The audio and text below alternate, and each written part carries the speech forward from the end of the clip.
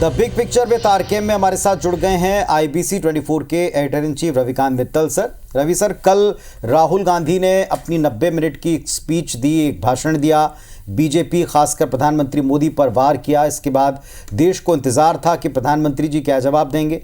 मंगलवार को प्रधानमंत्री ने भी 2 घंटे से ज़्यादा की स्पीच दी और बहुत सारे शेड्स इसमें नज़र आए, बहुत सारे हिस्से नज़र आए। कैसे देखा जाए इस बिग पिक्चर को?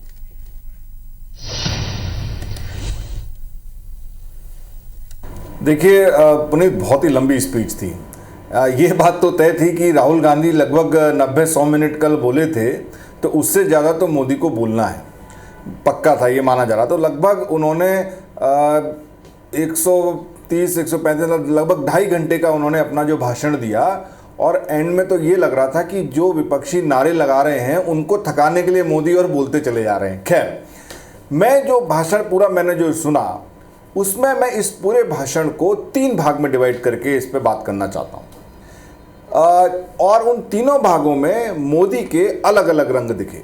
अब अगर सबसे पहला पार्ट, तो जो मोदी का ये जो पुराना राग है, वो चुनावों से जो बातें वो बोल रहे हैं, चुनाव के समय से वो बातें उन्होंने आज फिर वही बातें दोहराई कि 2014 से पहले क्या था, किस तरीके का भ्रष्टाचार था, किस तरीके से इकोनॉमी की डीरेल हो चुकी थी, किस तरीके से लोगों को देश के ऊपर और देश के जो काम करने की शक्ति है उस पर विश्वास नहीं रहा था, सरकार से लोगों का मोहभंग हो चुका था।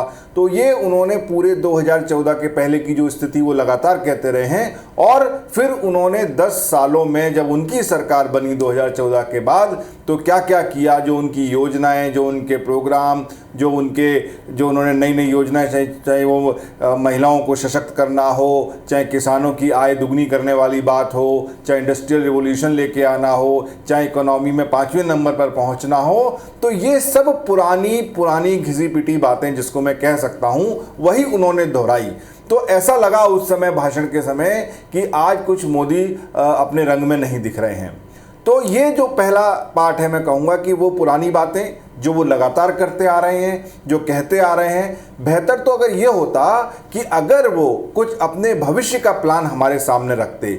मैंने चुनावों के दौरान मोदी जी को कहते हुए सुना था कि वो 1.5 साल से तैयारी कर रहे हैं, 5 लाख से ज़्यादा लोगों से उन्होंने मशवरा किया हुआ है, और एक पूरा आने वाले 10 साल का उनके पास पूरा प्लान है। अगर उनकी सरकार बनती है तो वो प्लान देश के सामने और जनता के सामने रखेंगे। लेकिन ऐसी कोई बात मुझे आज दिखाई नहीं दी।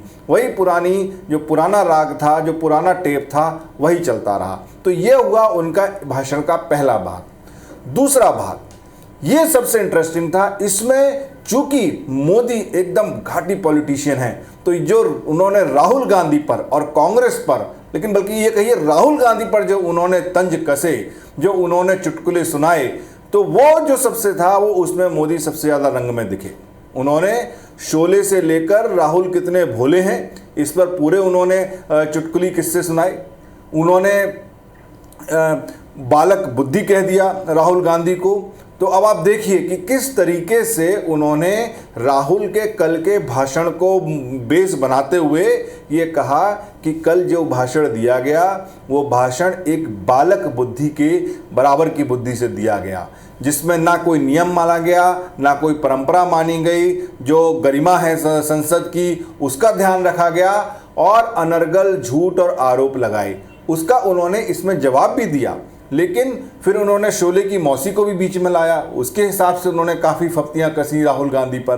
तो जो ये एक तरीके से एक अंडरमाइन करने का, जिस तरीके से कल राहुल हावी थे और मोदी के ऊपर लगातार अटैक कर रहे थे कई बातों को लेकर, तो उसका आज उन्होंने पानी पी कर बदला लिया, और राहुल गांधी को पूरा और कांग्रेस पार्टी को अंडरमाइन करने का पूरा उनको आईना दिखाया कि भाई आप तीसरी सबसे बड़ी हार लेके बैठे हो, आप संसद में जीत के नहीं आए हो, जो आप जीत का जश्न मना रहे हो। उन्होंने कहा ये उसी छात्र की तरह है जो 99 अंक आने पर बहुत खुशी मना रहा था, जब उसके टीचर ने उसे बताया भैया 100 में से नहीं 543 में से आए हैं, तो ये आईना दिखाने का उनको काम किया।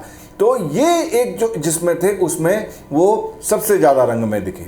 और जो तीसरा पार्ट था, ये मैं कहूँगा कि ये सबसे गंभीर था, इस पर जनता को ध्यान देना चाहिए, जिसमें उन्होंने ये बताया, ये चेताया, और जो उन्होंने कहा कि जिसमें उन्होंने चेतावनी दी जो देश के दुश्मन हैं या जो देश के विरोध हैं, उन्होंने अपने जो विपक्ष के लोग हैं जो उनका लगातार विरोध करते रहे उनके भाषण में पूरे 2.5 घंटे के, उनको भी चेतावनी दी कि देखिए ये जो देश है ये बदल चुका है, अब ये घर में घुस के मारता है।